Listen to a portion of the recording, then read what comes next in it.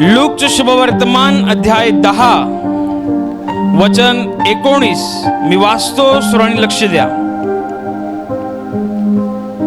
पहा, मी तुम्हाला साप आणि विंचू ह्यांना तुडविण्याचा व शत्रूच्या सर्व शक्तीवरचा अधिकार दिला आहे. तुम्हाला काही एक बाधणार नाही. Hallelujah, hallelujah, hallelujah, hallelujah, hallelujah, hallelujah, hallelujah, hallelujah. प्रभू येशू ख्रिस्त आपल्या मागे येणाऱ्या लोकांना म्हणजेच विश्वासणाऱ्यांना एक गोष्ट सांगत आहे. एक गोष्ट अधिकृतरित्या तो समजावून देत आहे. तो म्हणत आहे की पहा, साप आणि विंचू ह्यांना तुडवण्याचा आणि शत्रूच्या सर्व शक्तीवरचा अधिकार मी, येशू म्हणतो, मी तुम्हाला दिलेला आहे. कोणाला दिलेला आहे? विश्वासणाऱ्यांना, त्याचा मागोवा घेणाऱ्यांना, त्याचा अनुकरण करू पाहणाऱ्यांना त्याने हे अभिवचन दिलेलं आहे. या अभिवचनात तो सरळ सरळ आणि स्पष्ट हे सांगत आहे की तो अधिकार देतोय साप आणि विंचू यांना तुडवण्याचा, आणि दुसऱ्या शब्दात त्यांनी सांगितलं आहे की शत्रूच्या सर्व शक्तीवरचा अधिकार. आता शत्रूच्या सर्व शक्तीवरचा अधिकार म्हणजे शत्रू म्हणजे कोण? तुमचा शेजारचा नाही. शत्रू म्हणजे कोण? तुमची सासू नाही. शत्रू म्हणजे कोण? तुमची सून नाही. शत्रू म्हणजे कोण? ज्यांनी भावकीमध्ये तुमच्याशी गद्दारी करून जमीन नावावर करून घेतली, तो नाही. तुम्ही म्हणाला, अरे वा, येशू म्हणाला शत्रूच्या सर्व शक्तीवरचा अधिकार. आता सांगतो बरोबर. तर ते तुम्हाला सांगण्यासाठी नव्हे. माणूस माणसाचा शत्रू नाही आहे. अवघ्या मानव जातीचा शत्रू जो आहे तो हाडामासांमधला नाही आहे. तो दृश्य स्वरूपात दिसत नाही. तो अंधाराची ताकद आहे. ती अंधाराची ताकद आहे. ते दुरात्म्य आहे. तो सैतान आहे. अवघ्या मानव जातीचा जर कोणी शत्रू आहे, अवघ्या मानव जातीचा जर कोणी वैरी आहे, इतकंच नव्हे, मानव जातीचाच केवळ नव्हे तर तो देवाचा सुद्धा शत्रू आहे. तो आहे सैतान. सैतान कसा आहे? शक्तिशाली आहे. सैतान ताकदवर आहे. परंतु येशू म्हणतोय त्याच्या सर्व ताकदीवरचा अधिकार येशू म्हणतो मी तुला दिलेला आहे. म्हणजे आपल्याला काही एक बाधणार नाही असं तो सुद्धा तो सांगत आहे. आपल्याला हे समजून घेतलं पाहिजे की प्रभू येशू ख्रिस्ताने आपल्याला सैतानावरचा, त्याच्या दूतांवरचा, साप आणि विंचू यांना तुडवण्याचा, म्हणजे आता उद्या जिथे कुठे आपल्याला साप आणि विंचू दिसेल त्यांना तुडवतच जायचं आहे असं नव्हे. हे साप विंचू त्या संबंधित लिहिलेलं नाही आहे. ही एक उपमा आहे. साप आणि सैतानाचं काम आणि सैतानाच्या दूतांचं काम स्लो पॉइझननी काम होतं. स्लो पॉइझन कसं काम करतं? हळूहळू ते माणसाला मारतं. अगदी त्याप्रमाणे सैतानसुद्धा माणसांच्या जीवनामध्ये काम करत असताना अगदी हळूवाररित्या धीर धरून माणसांचं पतन करण्यासाठी, त्यांच्या जीवनातले आशीर्वाद चोरण्यासाठी, त्यांच्या जीवनामध्ये असलेली देवाची शांती आणि देवाचा आनंद चोरण्यासाठी हळूवार पद्धतीने काम करतो आणि प्रत्येकाच्याच जीवनात तो उत्पात माजवतो. बायबलमध्ये येशू ख्रिस्ताने सैतानाची ओळख करून देताना सांगितलं की तो पूर्वीपासूनच मनुष्यघातक होता. माणसांचा घात व्हावा, त्यांच्या आत्म्याचा, त्यांच्या विश्वासाचा, देवापासून देवाची आणि त्यांची जी सहभागिता आहे त्या सहभागितेचा सुद्धा घात व्हावा, ही चाल तो पहिल्यापासूनच करतोय. ही खेळी तो पहिल्यापासूनच खेळतोय. हे षडयंत्र तो पहिल्यापासूनच रचतोय. जगातले सगळ्यात पहिले स्त्री पुरुष आदाम आणि एवा, देवाने त्यांना आशीर्वादित केलं आणि एदेन बागेमध्ये ठेवलं. ह्या एदेन बागेमध्ये ह्यांना काबाड कष्ट करण्याची काहीच गरज नव्हती. कारण परमेश्वराने त्यांना सांगितलं होतं की या बागेतली जी फळं आहेत ती यथेच्छा तुम्ही पाहिजे तेवढी खा. काबाड कष्टाचं कुठे सांगितलं नव्हतं. रोज देव त्यांच्याशी येऊन भेटायचा, त्यांच्याशी बोलायचा. आदामाशी तो सरळ सरळ बोलायचा. रोज एक निश्चित वेळेनुसार परमेश्वर त्यांची भेट घ्यायचा. आदाम काहीतरी सांगायचा, देव काहीतरी सांगायचा. आदाम काहीतरी विचारायचा, देव पण त्याला काहीतरी विचारायचा की एवढा सुंदर निसर्ग बनवलाय, आज तू काय पाहिलंस? आज तू कशाचा अनुभव घेतलास? आज तुला कशामध्ये नवल वाटलं? सगळं काही एका मित्राप्रमाणे सर्व चालू आहे. मानवजात देवाच्या व्यंगेत होती. मानवजात देवाच्या नजरेसमोर राहत होती. देवाच्या उपस्थितीत आणि त्याच्या सहभागितेत राहत होती. आणि मग तिकडे जो दुष्ट लबाड सैतान, ह्याला ते पाहवलं नाही. त्यांनी फितुरी करून, त्याने अगदी चालाकी करून जगातली पहिली स्त्री एवा हिला बहकवलं, हिला फसवलं आणि पाप करायला भाग पाडलं. एवेने पाप केलंच, परंतु तिने पुढे जाऊन आपला पती आदाम ह्याला सुद्धा पाप करायला लावलं आणि मानवजात पापी म्हणून घोषित झाली. मानवाच्या जीवनामध्ये मरणाने प्रवेश केलं. मानवाच्या जीवनामध्ये काबड कष्टांनी प्रवेश केलं आणि मग ज्या एदेन बागेमध्ये हे जगातले पहिले स्त्री पुरुष देवाच्या सहवासात, देवाच्या सहभागितेत राहत होते, देवाशी ते आमने सामने बोलत होते, पाप केल्यामुळे ते देवाच्या गौरवाला उणे पडले. बायबल म्हणतं, रोमकरांच्या पत्रामध्ये सांगितल्याप्रमाणे सर्वांनीच पाप केलंय आणि सर्वच देवाच्या गौरवाला उणे पडले. जसा आदाम एवा देवाशी बोलत होते तसं आजची माणसं बोलतायत का? नाही बोलत आहे. जसा आदाम एवा देवाच्या एवढ्या महान उपस्थितीमध्ये नेहमी वावरायचे, उठणं बसणं चालणं बोलणं सगळं काही देवामध्ये होतं, आज तसं आहे का? नाही. कारण ते सुरुवातीपासूनच, प्रारंभापासूनच सैतानाने ते बहकवून आदाम एवाला म्हणजे जगातल्या पहिल्या स्त्री पुरुषांना पापामध्ये पाडलं आणि पापामध्ये पडल्यामुळे मानवाच्या जीवनामध्ये मरण यातना सुरू झाल्या, मानवाच्या जीवनामध्ये काबाड कष्ट सुरू झाले, मानवाच्या जीवनामध्ये घाम गाळून कष्ट करून आपली भाकर मिळवणं हे सगळं काही सुरू झालं आणि देवाच्या गौरवापासून ते लांब लांब लांब आणि अधिकच लांब जायला लागले आणि मग नंतर स्वैराचारामध्ये वागायला लागले. स्वतःला वाटेल, स्वतःला पटेल तसं, आम्हाला कोणी विचारणारा नाही, आमच्याकडे कोणी जाब घेणार नाही, आमचा काही न्याय होणार नाही, अशा वृत्तीने, अशा समजुतदारीने माणूस जात वागत राहिली. परंतु बायबल म्हणतं की तो महान परमेश्वर ज्याला अवघ्या मानव जातीची चिंता आहे, मग तो कोणी असोत, काळा असोत, गोरा असोत, उंच असोत, ठेंगणा असोत, कडका असोत, जाडा असोत, तो भारतात राहणार असो नाही तर साऊथ आफ्रिकेत राहणार असोत, जगाच्या कानाकोपऱ्यात जिथे कुठे देवाने मानव जात घडवलेली आहे त्या सगळ्यांसाठी देवाने स्वर्गात योजना आखली आणि त्याचा पुत्र प्रभू येशू ख्रिस्त याला या जगात पाठवलं. आणि म्हणून त्याच्या येण्याविषयी बायबल म्हणतं, सैतानाची सारी कृत्ये नष्ट करण्यासाठीच देवाचा पुत्र प्रगट झाला. सैतानाची सगळी कृत्ये मानवाच्या जीवनामध्ये सैतानाने पाप आणून फसवून त्यांच्या जीवनामध्ये मरण यातना, सैतानाची कामं सुरू झाली. मग कोणाच्या जीवनात आजारपणाच्या स्वरूपात असेल, कोणाच्या जीवनात निराशेच्या स्वरूपात असेल, अपयशांच्या स्वरूपात असेल, कुठल्या ना कुठल्या तरी बाबतीमध्ये सैतानाने गुंतवून ठेवलेला आहे, बहकवून ठेवलेला आहे. काबाड कष्ट, हालअपेष्टा, निराशा, अपयश या सगळ्यांनी माणूस ग्रासून गेलेला आहे, अगदी गुंतून गेलेला आहे. आणि मग त्या घटनेला माणूस आपल्या पद्धतीने नाव ठेवतो. कोण त्याला साडेसाती म्हणत असेल, कोण त्याला पनवतीच म्हणत असेल, कोण त्याला नशिबाच आहे माझं म्हणत असेल, अजून बरीच नावं आहेत. त्या नावांमध्ये त्याला हे करत असतात. परंतु तुम्ही ध्यानात घ्या, जग ज्याला घाबरतं त्याला त्या गोष्टींना तुम्हाला घाबरायची गरज नाही आहे. जग ज्याच्यापासून पाठ फिरवतं त्याच्याशी तुम्हाला पाठ फिरवण्याची गरज नाही आहे. कारण खुद्द देव आणि त्याचा अधिकार तुमच्या जवळ देण्यात आलेला आहे. तुमच्या विश्वासाच्या द्वारे ते काम होईल. येशूने सांगितलेलं आहे, साप आणि विंचू यांना तुडवण्याचा आणि शत्रूच्या सर्व शक्तीवरचा अधिकार मी तुम्हाला दिलेला आहे. कोरोना काळामध्ये सगळ्यांनी पाहिलं असेल, कोरोना काळ हा सगळ्यात मोठी साक्षीचा काळ ठरला असं मी म्हणेन. कारण लोक कोरोनाने कमी आणि भीतीने जास्त मेली अशी सुद्धा बातमी आलेली होती. परंतु जे विश्वासणारे आहेत त्यांना पक्का माहिती आहे, त्याला बसलेल्या माराने मी निरोगी झालेलो आहे, हा पक्का विश्वास आहे. आणि म्हणून तो विश्वासणाऱ्यांना सांगतोय, मी साप आणि विंचू यांना तुडवण्याचा आणि शत्रूच्या सर्व शक्तीवरचा अधिकार तुम्हाला देतोय. शत्रू शक्तिशाली आहे परंतु तुम्हाला भिण्याची गरज नाही आहे. शत्रू शक्तिशाली आहे परंतु तुम्हाला भिण्याची गरज नाही. त्याच्या वरचा अधिकार मी तुम्हाला देतो. पुढे जाऊन पत्रामध्ये तर असं स्पष्टपणे सांगितलेलं आहे, जगात जो आहे, जगात कोण आहे? सैतान आहे, त्याचे दूत आहेत. जगात जो आहे त्याच्यापेक्षा तुमच्यात जो आहे तो सगळ्यात मोठा आहे, तोच देवाचा आत्मा आहे. मग साप आणि विंचू यांना तुडवण्याचा आणि अधिकार मिळाला. अधिकार मिळाला की लोक खुश असतात.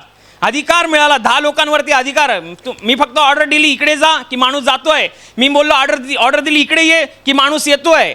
मग हा जो अधिकार असतो, माणसाला अधिकार आला की एक वेगळा आनंद असतो. हा सुद्धा आनंदाचा क्षण आहे. आपल्या जीवनामध्ये परमेश्वराची उपस्थिती असल्याचा पुरावा हा एक वचन आहे. परंतु या वचनानुसार सगळेच जगत नाही आहेत. या वचनाचा सगळेच जण पुरेपूर वापर करत नाही आहेत, किंबहुना या वचनाला ते आपल्या जीवनामध्ये अवलंबत नाही आहेत, असा सुद्धा भाग आहे. वर्षानुवर्ष तुम्ही प्रार्थनेला येत असाल खरे, परंतु अजूनही तुमच्या जीवनामध्ये दुःख, संकट, आजार आहेत. अजूनही तुम्ही जगातली लोक जशी घाबरतात तशी तुम्ही घाबरत आहात. तर याचा अर्थ एकतर तुम्हाला तो अधिकार कळालेला नाही आहे, आणि कळाला असेल तर वापरायचं नॉलेजच नाही आहे. ह्या 2 गोष्टी असतील ते तुम्हाला पाहायच्या आहेत. तुम्हाला कशाला घाबरण्याची गरज नाही आहे. सैतानाची कामं तुमच्या जीवनात झाली, तुम्हाला दिसलं की सैतान माझ्या जीवनात उत्पात माजवायला येतोय. जसा चोर चोरी करायला येतो तसा सैतान दबक्या पावलाने माझ्या जीवनामध्ये कोणत्या ना कोणत्या मार्गातून येण्याचा प्रयत्न करतोय. ज्या वेळेला तुम्हाला कळतं त्यावेळेला घाबरायची गरज नाही आहे. तुम्ही फक्त एवढंच म्हणा, येशूच्या नावाने सांगतो निघून जा, त्याच वेळेला तो निघून जाताना दिसेल. परंतु हे सगळ्यांनाच नाही जमत आहे. हे सगळ्यांनाच नाही होत आहे, तर का नाही जमत आहे, या त्याच्यातला एक छोटासा भाग आपण पाहू. छोटासा भाग, जिकडे अधिकार येतो, परमेश्वर सांगतोय जिकडे अधिकार येतो तिकडे जबाबदारीने वागण्याची मागणी केली जाते. अधिकारी माणसाला जबाबदारीने वागणं अनिवार्यतेचं असतं. ज्याला अधिकार असतो, जो अधिकारी पदावरती असतो, त्याला अगदी म्हणजे इतर लोकांपेक्षा अधिक जबाबदारीने वागणं गरजेचं असतं. जेव्हा तो अधिक जबाबदारीने वागतो, अधिक जबाबदारीने तो जगतो, तेव्हा त्याला त्या अधिकाराचा पुरेपूर वापर करता येतो. तुम्हाला माहिती आहे, जगातलं साधं सोपं गणित असं आहे, ज्याला आपल्या ताकदीचा पुरेपूर वापर करता आला त्याच्याशी वाद घालायला कोण नाही जात. ज्याला बरोबर माहिती आहे की ह्याच्याकडे भरपूर ताकद आहे, ह्याची पोच पण आहे, पैसा पण आहे, अमकं पण आहे, तमकं पण आहे, ह्याच्या घरातला पोलिसात आहे, ह्याच्या घरातला वकीलमध्ये असं तसं आहे, वाद घालायला कोण जाणार नाही, कारण त्याला माहिती आहे माझ्या ताकदीचा मी कसा वापर करत आहे.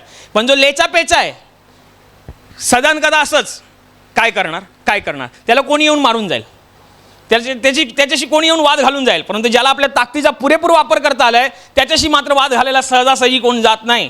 तर विचार करा, तुम्हाला अधिकार दिला गेलेला आहे. हा अधिकार या पृथ्वीवरचा नाही आहे आणि अधिकार देणारा माणूस सुद्धा पृथ्वीवरचा नाही आहे. बायबल म्हणतो तो स्वर्ग आणि पृथ्वीचा मालक तुम्हाला म्हणतोय, साप आणि विंचू यांना तुडवण्याचा आणि शत्रूच्या सर्व शक्तीवरचा अधिकार मी, येशू म्हणतो, मी तुम्हाला दिलेला आहे. तुम्हाला दिलेलं आहे, तर तुम्हाला ते वापरता आलं पाहिजे, तुम्हाला ते समजता आलं पाहिजे. आणि जेव्हा तर तुम्ही ते समजाल तेव्हा तुमचं जीवन आनंद होऊन जाईल. सैतानाला तुम्ही असंच पळून लावाल, पण तुम्हाला जबाबदारीने जगणं हे भाग आहे. तुम्ही जर अधिकार दिलाय तर अधिकार माणसाला जबाबदारीने जगणं भाग असतं, जबाबदारीने वागणं भाग असतं. आणि जर जबाबदारीने वागत नसाल तर तुम्हाला ती आत्मिक सेन्सच येणार नाही की मला माझा अधिकार वापरायचाच कसा आहे. तुम्हाला ते कळणारच नाही. म्हणजे आपल्याकडे एखादं हत्यार असेल, जे हत्यार मी लांबून पण मारू शकतो कोणाला पण ते वापरायचीच मला कल्पना नाही आहे, ते वापरायचीच मला बुद्धी नाही आहे, तर समोरचा समोर येऊन मला गालावरती मारून जाईल. मी त्याला लांबून मारू शकतो, एवढं माझ्याकडे हत्यार असेल, पण मला वापरायचीच माहिती नाही, तो पुढ्यात येऊन मारून जाईल. अगदी त्याप्रमाणे अधिकार तुमच्याकडे आहे, परंतु अधिकाराचा वापर करता येत नाही आहे. अधिकाराविषयी तुमच्याकडे काहीच गमभणं नाही आहे, तर तुम्ही सैतानाशी युद्ध ते करणार कसं? कारण आपलं युद्ध त्यांच्याबरोबर आहे, सैतानाबरोबर आहे, त्याच्या दूतांबरोबर आहे. तर आपल्याला देवाने अधिकार दिलेला हे तर पक्का आहे. बायबल या गोष्टीचा सगळ्यात मोठा पुरावा, ज्याच्यामध्ये लोगोस स्वरूपामध्ये बायबलमध्ये वचन सांगितलं गेलेलं आहे की तुम्हाला अधिकार दिलाय, पण तुम्हाला कसं जगायचं आहे? अधिकार वृत्तीने, अधिकारी वृत्तीने जगत असताना तुम्हाला जबाबदारी वृत्तीने जगणं भाग आहे. जबाबदारीने राहणं, जबाबदारीने चालणं, जबाबदारीने बोलणं भाग आहे. नुसता अधिकार बोलून नाही चालणार. नाही तर ते प्रेषितांच्या कृत्यांमध्ये घटना आहे जी फार महत्त्वपूर्ण घटना आहे. प्रेषित पौल, येशू ख्रिस्ताचा झंझावाती कार्य करणारा शिष्य प्रेषित पौल हा एका गावामध्ये गेला. ते गाव झाडफूक करण्यासाठी फेमस होतं. त्या गावामध्ये बऱ्याच लोकांना घेऊन यायचे झाडफूक करण्यासाठी. कोणाला अशुद्ध आत्म्याचा त्रास असेल तर ते गाव फेमसच होतं. प्रत्येक घरामध्ये बसला, म्हणजे ते काय झाडफूक करणारे असतात ते बसला होता, म्हणून ते गाव फार फेमस होतं. तिकडे आला देवाचा शिष्य प्रेषित पौल. आणि प्रेषित पौल काय करायचा? प्रेषित पौलाने देवाची सुवार्ता सांगितली, येशूचं नाव सांगितलं आणि सांगितलं की येशू ख्रिस्तावरती खिळलाय तेव्हाच सैतान हरलेला आहे. तुम्हाला घाबरायची गरज नाही. लोक अशुद्ध आत्म्याने पीडित असलेल्या लोकांना पौलाकडे घेऊन यायचे आणि पौल फक्त एवढंच करायचा, येशूच्या नावाने सांगतो, हिला सोडून निघून जा. जागच्या जागी माणसं बरी व्हायची आणि सगळे अवाक, अरे हे काय, हा फक्त बोलतो आणि अशुद्धात्मे निघून जात आहेत, लोकांच्या जीवनातले अशुद्धात्म्याचे त्रास निघून जात आहेत. आणि मग त्याच्यानंतर ही बातमी चहूकडे पसरते, गावात पसरते. बरीचशी लोक झाडफूक करणाऱ्या लोकांकडे न घेऊन जाता ते येशूच्या शिष्याकडे येतात. ती लोक येशूवर विश्वास ठेवतात, कारण हे काम अशुद्ध आत्म्यांना नियंत्रणात ठेवणं किंवा अशुद्ध आत्म्यांना दटावून लावणं, पळवणं, हे काम फक्त सर्वसमर्थ देवाचं आहे, बाकी कोणाचं नव्हे. आणि मग लोक येत होती, विश्वास ठेवत होती. आणि इकडे जे लोक झाडफूक करणारी लोक होती त्यांचा व्यवसाय व्हायला लागला बंद, कारण लोक त्याच्याकडे जात आहेत. तर काही लोकांना असं वाटलं की ह्याची पद्धत चांगली आहे, पौलाची पद्धत कशी आहे? चांगली आहे.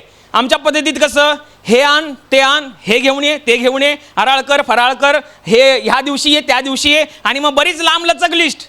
आणि काम होईल की नाही होईल याची शाश्वती नाही. पण ह्या माणसाचं बरं आहे, पौलाचं कसं बरं आहे? पौल फक्त एवढंच बोलतो, येशूच्या नावाने सांगतो, निघून जा, आणि निघून जात आहेत. ह्यांना ती चाणक चढते. आपण पण हाच फॉर्म्युला वापरायचा, काय सोप्पा फॉर्म्युला आहे, नाव पण होऊन जाईल, आपलं कॉलर पण टाईट होईल. ह्यांना काय चाणक चढते. आणि मग तिकडे त्या यहुद्यांमधल्या स्किवा नावाच्या माणसाची 7 मुलं असतात. तो बोलला हा फॉर्म्युला आपल्याला आला म्हणजे काम होईल आपलं. आणि मग घेऊन गेले एका अशुद्ध आत्म्याने पीडित असलेल्या माणसाला एका रूममध्ये.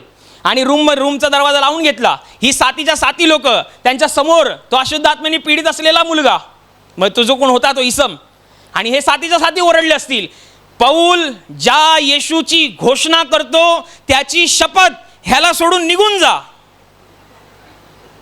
तो असंच बघत असेल. अजून बघा, अरे पौल ज्या येशूची घोषणा करतो निघून जा. तो काय हल्ला नाही, तो अशुद्ध आत्मा तस मस्त झाला नाही. तो उलट रोखून बघतो यांच्याकडे, सांगतो ना निघून जा, अरे जा रे निघून, असं पण करत. ज्याच्याकडे अधिकार नसतो तो असाच ते मस्का लावतात, बोलतात ना, मस्केबाजी करतात, जा निघून. अरे सांगतो ना, येशूचं किती वेळा नाव वापरायचं. पौल असा नाही करायचा, पौल एकदाच बोलायचं काम व्हायचं. ह्यांचं असं नाही झालं. पण बायबलमध्ये हे लिहिलेलं आहे, तो म्हणाला अशुद्धात्मा सरते शेवटी ते बोलून बोलून थकले असतील, तेव्हा अशुद्धात्मा म्हणाला की येशूला आम्ही ओळखतो आणि पौलाची पण आम्हाला माहिती आहे, तुम्ही लोक कोण आहे. हे तुम्ही लोक बोलणारे कोण आहे. ह्यांचं काय ततफप, कारण ह्यांना काय माहितीच नाही पुढे काय बोलायचं. त्यांनी फक्त ती स्टाईल कॉपी केली होती, ह्यांना माहितीच नाही. मग तो असा चौथाला अशुद्ध आत्मा सगळ्यांच्या अंगावर त्यांनी उडी मारली. बायबलमध्ये लिहिलेलं सांगतोय, त्यांनी उडी मारली, त्यांच्या अंगावरचे कपडे फाडले, मारलं आणि घरातून सडो की पळो झाले. आता येशूचं नाव त्यांनी वापरलं नव्हतं का? वापरलं होतं. मग काम का नाही झालं तिकडे? आणि पौल काय येशूचं नाव वापरत नव्हतं का? तो पण वापरत होता. मग तिकडे कसं काय काम झालं? ती शिकण्याची गोष्ट आहे. जेव्हा तुमच्याकडे अधिकार दिलाय पण जबाबदारीने वागणं हे तुमचा स्वभाव नसेल, तो अधिकार काम नाही करणार. जबाबदारीने वागणं महत्त्वाचं आहे. पौल कसा होता? जबाबदारीने वागायचा. जबाबदारी काय होती? येशूच्या क्रूसाची. जबाबदारी काय होती? येशूच्या सुसमाचाराची. जबाबदारी काय होती? प्रामाणिकतेने वागण्याची. जबाबदारी काय होती? पुष्कळ लोकांचे आत्मे देवाकडे आणण्याची. त्याचं सगळं जीवन जबाबदारीने भरलेलं होतं. म्हणून त्या अधिकाराला, त्याच्या शब्दाला स्वर्गामध्ये स्थान आणि मान होता. आणि हे कालचे आलेले आणि त्यांना असं वाटलं स्टाईल कॉपी करायचे म्हणून हे पण शिरले. ह्यांचं जीवन काय होतं? ह्यांचं जीवन होतं फसवेगिरी करणं, लोकांना अमुक तमुक आणायला सांगणं, हे करणं, घराची भर करून घेणं, पैसे उकळणं आणि फसवेगिरी करणं, पापामध्ये जीवन घालवणं, हे ह्यांचं जीवन होतं. मग हे जीवन जबाबदारीचं जीवन आहे का? फसवेगिरी करणं ही कुठल्याही माणसाची जबाबदारी आहे का? पापामध्ये टाकणं ही कुठल्याही माणसाची जबाबदारी आहे का? नरकाच्या दरवाजाजवळ नेऊन ठेवणं ही कुठल्याही माणसाची जबाबदारी आहे का? नाही. मग याचा अर्थ ते नसलं, ते तसं जगत होते, ते तसं करत होते आणि देवाच्या विपरीत असं जीवन जगून ते देवाच्या अधिकाराला आणि देवाच्या नावाला स्वतःच्या फायद्यासाठी वापरत होते. तर नाही चालणार, होणारच नाही ते काम. तुमचं जगणं कसं पाहिजे? जबाबदारीने राहा. कंसात सांगायचं झालं, जो माणूस आपल्या जीवनात जबाबदारीने वागतो तो देवाला आवडणारा माणूस असतो. याच्या जीवनात काही कमी पडणार नाही. स्वर्गाचा आकाश कपाट उघडून त्याच्या जीवनामध्ये आशीर्वाद येतील. पण जबाबदारीने पाहिजे. जबाबदारी सुरू कुठून होते? आत्मिक जीवनापासून ते भौतिक जीवनापर्यंत. भौतिक जीवन म्हणजे तुमची फॅमिली, तुमचे आजूबाजूचे, तुमचे सहकर्मी, हे जबाबदारीने वागणं झालं, जबाबदारीने करणं झालं. एखादा माणूस व्यापार करत असेल, व्यापार करत असताना त्यांनी समोरच्या माणसाशी व्यापार केला असेल, चुकून माकून त्याचे पैसे समजा 10,000 20,000 त्याच्या अकाउंटमध्ये जास्त आले, तर आता प्रश्न हा आहे की हा करतो काय? आपला माणूस करतो काय? तो जर असा असेल की नाही, देवाने मला प्रामाणिक राहण्याची जबाबदारी दिलेली आहे, तसं मला राहायला पाहिजे, तो जर सरळ मनाने ते पैसे, जे एक्स्ट्रा आलेले पैसे जाऊन त्याला देत असेल, याचा अर्थ ती जबाबदारी आहे. प्रार्थनेला येतोय आणि तो जबाबदारीने वागतोय, अधिकार काम करणार. पण प्रार्थनेला येतोय, जबाबदारीने वागत नाही. 20,000 आले ना, त्याला कळल्यावरती बघूया. जोपर्यंत त्याला कळत नाही आपण बोलायचं नाही. तर ध्यानात घ्या, तुमच्या जीवनात कधी सैतान काम करायला आला आणि तुम्ही म्हणालात जा रे, तो नाही जाणार. पण तुम्ही जर जबाबदारीने वागणारे असाल, प्रामाणिकतेने वागणारे असाल, पापापासून प्रामाणिकतेने लांब राहणारे असाल, तर ध्यानात घ्या, तुमच्या एका शब्दासरशी सैतान पळून जाईल. त्याची कामं तुमच्या जीवनातून नेस्तनाबूत होतील आणि साक्ष घडायला तुम्हाला जास्त वेळ लागणार नाही. म्हणून ही गोष्ट फार महत्त्वपूर्ण पद्धतीने जगता आली पाहिजे. तुम्ही तुमच्या जीवनामध्ये देवाने जी तुम्हाला जबाबदारी दिलेली आहे, जी कामं दिलेली आहेत, त्याच्याविषयी तुम्ही फार जबाबदारीपूर्वक राहिलं पाहिजे. सुरुवात तुमच्या वैयक्तिक प्रार्थनेपासूनच होते. 24 तासामधला असं किती तास आहे जो तुम्ही देवाशी जबाबदारीने घालवता? तुमच्या घरामध्ये किती मोठं बायबल पडलेलं आहे ते महत्त्वाचं नाही आहे. 1000चं पडलंय, 2000चं पडलंय ते महत्त्वाचं नाही आहे. बायबल तुम्ही किती वाचता हे महत्त्वाचं आहे.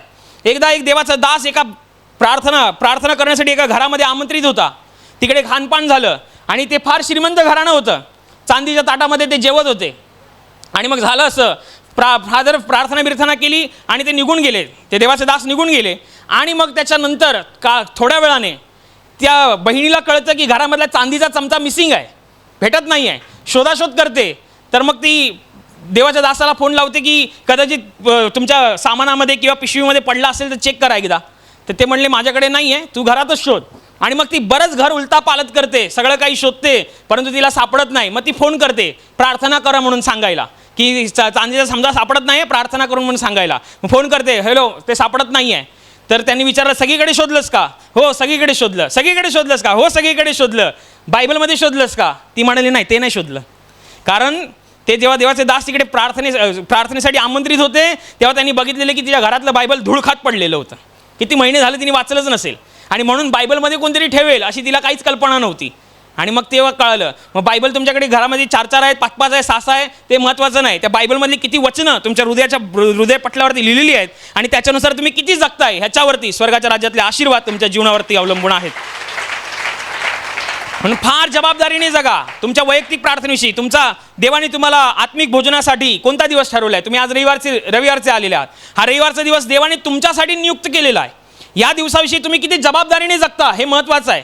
कंटाळा आलाय मला, जायला होत नाही आहे, 6 दिवस मी कामावर असतो, 7वा दिवस आहे, ऑनलाईन तर असतेच ना, तो ऑनलाईन बघतो. अरे बाबा ऑनलाईन पण काम करते, पण ती कोणासाठी? लांब राहतात त्यांच्यासाठी, जे सहजासहजी इथे पोचू शकत नाही. पण जो अर्ध्या तासावरती मी स्वतः 1 तास 1.5 तासावर येतो आणि तुम्ही अर्ध्या तासावरती राहत असाल, आम्ही जाणार नाही, आम्हाला आज काम जाम झालेलं आहे, मग मी ऑनलाईन बघतो. ही तुमची जबाबदारी आहे का? देवाने जो तुमच्यासाठी दिवस, जी वेळ, जी स्थान तुमच्यासाठी नियुक्त केले त्याच्याविषयी तुम्ही किती जबाबदारीने वागताय? जे बायबल तुमच्याकडे आहे त्याच्याविषयी किती जबाबदारीने वागताय?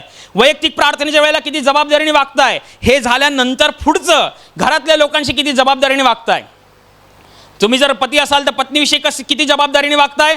पत्नी असाल तर पतीविषयी किती जबाबदारीने वागताय? मुलं असाल तर आईवडिलांविषयी किती जबाबदारीने वागताय? सगळ्या गोष्टी मॅटर करतात, सगळ्या गोष्टी मायने राखतात. तुम्ही किती जबाबदारीने वागताय? ज्या भूमिका ज्या गोष्टी देवाने तुम्हाला देऊ केलेल्या आहेत त्या संबंधी तुम्ही किती जबाबदार आहात हे फार महत्त्वाचं आहे. जबाबदार माणसंच देवाला फार प्रिय असतात. म्हणूनच येशू ख्रिस्ताने जो दाखला सांगितला त्या दाखल्यामध्ये येशू ख्रिस्ताने घटना सांगितली की एक मालकाचे 3 दास असतात. त्याच्यातल्या एकाला जेव्हा तो पहिल्यांदा बोलवतो तेव्हा त्याला तो 5,000 रुपये देतो आणि मग दुसऱ्याला 2,000, तिसऱ्याला 1,000. मालक निघून जातो. बराच काळ लोटतो तेव्हा बऱ्याच काळानंतर त्यांचा मालक घरी येतो तेव्हा तो हिशेब विचारतो, पैशाचं काय झालं म्हणून विचारतो. तेव्हा पहिला दास पुढे येऊन सांगतो की तुम्ही मला 5,000 दिलेले, त्याच्यावरती मी अधिकचे 5,000 मिळवले. तर मग मालक खुश होतो आणि येशू मालक बोलतो, शाबास भल्या विश्वासू दासा, तू थोडक्या गोष्टीविषयी विश्वासू राहिलास म्हणून मी तुला पुष्कळांवर नेमीन. पण घरी जाऊन बायबल वाचा, आता असेल बायबल वाचा, त्याच्यामध्ये स्पष्ट लिहिलेलं आहे की मालकाने जेव्हा 5,000 दासाच्या हातात दिले तेव्हा या 5,000चं करायचं काय हे कुठेच सांगितलेलं नाही आहे. मग त्याला कसं कळालं की मला हे अधिकचे 5,000 दिलेले? त्याला बरोबर माहिती होतं, तो आत्म्यामध्ये जागा होता. त्याच माणसाचं येशूने उदाहरण दिलं की माझ्याकडे 5,000 दिलेत म्हणजे ही 5,000 माझी जबाबदारी आहे. ज्याने मला कामावरती रुजू केलं आहे त्याला आनंदी ठेवणं ही माझी जबाबदारी आहे. आणि म्हणूनच त्या 5,000 दिल्यानंतर मालकाने काहीही न सांगता त्याने डोकं लावलं, शक्कल लढवली आणि अधिकचे 5,000 मिळवले. आणि त्याचा फायदा काय झाला? मालकाच्या आनंदामध्ये तो सहभागी झाला. मालकाकडनं त्याला प्रशंसा मिळाली, मालकाकडनं त्याला बढोतरीचं अभिवचन मिळालं. म्हणजेच याचा अर्थ जबाबदारीने राहिल्यामुळे, वागल्यामुळे ते तुम्ही जास्त आशीर्वादित होता. जबाबदारीने राहिल्यामुळे घरी जाऊन तुम्ही प्रार्थना करता की नाही करत हे बघायसाठी आम्ही नाही आहे. बायबल वाचता की नाही वाचत हे बघायसाठी सुद्धा आम्ही नाही आहे. पण कोणीतरी आहे ज्याला बरोबर माहिती आहे हा बसतो की नाही बसत. ते यहुदी लोक जशी होती, ते डीम लाईटचे बल्ब असतात ना धड तो पेटत पण ना धड विजत पण, अशा पद्धतीचं व्हायचं नाही आहे. येशू बायबलमध्ये येशू म्हणाला, एक तर तू गरम तरी हो नाही तर थंड तरी हो, मधल्यामध्ये राहशील तर मी तुला ओकून टाकेन. काय उपयोगाचा नाही तू. एक तर जगाचं तरी व्हा नाही तर देवाचं तरी व्हा. फायदा कशाचा आहे? देवाचं होण्यामध्येच. कारण येशू म्हणाला त्याचे राज्य, त्याचे नीतिमत्व आणि त्याची शांती मिळवण्यासाठी झटा म्हणजे पृथ्वीच्या गोष्टी तुमच्या मागे लागून तुम्हाला मिळतील. देवाचे लोक, इस्रायली लोक फारोच्या गुलामगिरीत होते. फारोच्या गुलामगिरीत हाल अपेष्टा, काबाड कष्ट, रडणं, म्हणजे जगायचं असेल तरी जगता येईना आणि मरायचं असेल तरी मरता येईना अशी त्यांची गत होती. तरी देवाने त्यांना सांगितलं होतं की मी तुमचा कैवार घेणार, मी तुम्हाला सोडवणार. हे सगळे इस्रायली लोक प्रार्थना करतात, यहुदी लोक कधी करणार, कधी करणार, कधी सोडवणार? पिढ्यानपिढ्या चालल्या आमच्या ह्याच्यामध्ये गुलामगिरीमध्ये, कधी हे होणार? शेवटी देवाच्या सांगितल्याप्रमाणे देवाची वेळ निश्चित होते आणि देव मोशेला निवडतो, जुन्या कराराचा मध्यस्थ. आणि मोशेच्या द्वारे देव आपल्या लोकांचं नेतृत्व करतो. आणि मग चिन्ह चमत्कारांच्या द्वारे फारोच्या गुलामगिरीतून परमेश्वर आपल्या लोकांना सोडवतो. परमेश्वराने सांगितलं होतं की तुम्हाला मी याच्यातून सोडवेन आणि तुम्हाला दुधामधाच्या देशात नेईन. आज तुम्ही काबाड कष्टात आहात, हालअपेष्टेमध्ये आहात, पण एक दिवस येईल मी तुम्हाला दुधामधाच्या देशात नेईन. आणि आता ती वेळ आली, सगळे आनंदले. देवाने आमचा कैवार घेतला, देवाने आम्हाला सोडवलं. आता आम्ही मार्गक्रमण करतोय कुठे? दुधामधाच्या देशात जाण्यासाठी. आनंद आहे सगळ्यांना. जो माणूस वर्षानुवर्ष म्हणजे कैदेत होता, हालअपेष्टेत होता, गुलामगिरीत जगत होता, तो माणूस आज स्वतंत्र आहे. काय आनंदाची ती लाट असेल. आनंद, धन्यवाद, हालेलुया, होसाना. सगळं काही व्यवस्थित चाललेत. भर वाळवंटात चाललेत. अचानक लागली यांना तहान लागल्यावर मोशेकडे आले आणि भडकले, बडबडायला लागले. काय सांगायचं तुला, आम्ही तिकडे होतो ते तुला बघवलं नाही काय? इकडे कशाला घेऊन आलास मारायला? तिकडे मेलो असतो तर आम्हाला पुरायला जागा नव्हत्या का? जे इथे मारायला घेऊन आलास तू? बडबड चालू आहे. मोशे पण अवाक राहिला असेल की ज्या देवाने यांना सोडवलं त्याचं धन्यवाद करायचं सोडून, ज्यांनी त्यांना एवढ्या वर्षाच्या गुलामगिरीतून सोडवलं तर पाणी देऊ शकत नाही, काय विश्वास नाही, काय नाही. असं कसं केलं तू, तसं कसं केलं तू, हे करायला नाही पाहिजे होतं, ते करायला नाही पाहिजे होतं. मोशेने देवाकडे बघितलं. तेव्हा परमेश्वर म्हणाला, तुझ्या हातात मी जी काठी दिली आहे, जी काठी तुझ्या हातात आहे ती दगडावरती मार, मी त्याच्यामधून झरा वाहीन, लोक पितील आणि तृप्त होतील. परमेश्वराच्या सांगण्यानुसार मोशेने काठी मारली, दगडातून पाणी आलं. भर वाळवंटात दगडातून पाणी पिऊन ती लोक तृप्त झाली. आणि मग हालेलुया, धन्यवाद, हालेलुया, होसाना. देव किती महान आहे, देव आमची गरज भागवतो. हालेलुया, होसाना. चला, चांगली गोष्ट आहे. चालले पुढे. आता लागली भूक लागल्यावर परत वळाले मोशेकडे. तुला काय सांगायचं, तुझं लक्ष आहे की नाही? तू इकडे कशाला घेऊन आला? आम्ही तिथे मेलो असतो तर मारायला आम्हाला पुरायला जागा नव्हत्या का? जो तू आम्हाला इथे मारायला घेऊन आला. ते मोशेने कसं कंट्रोल केलं असेल देव जाणे.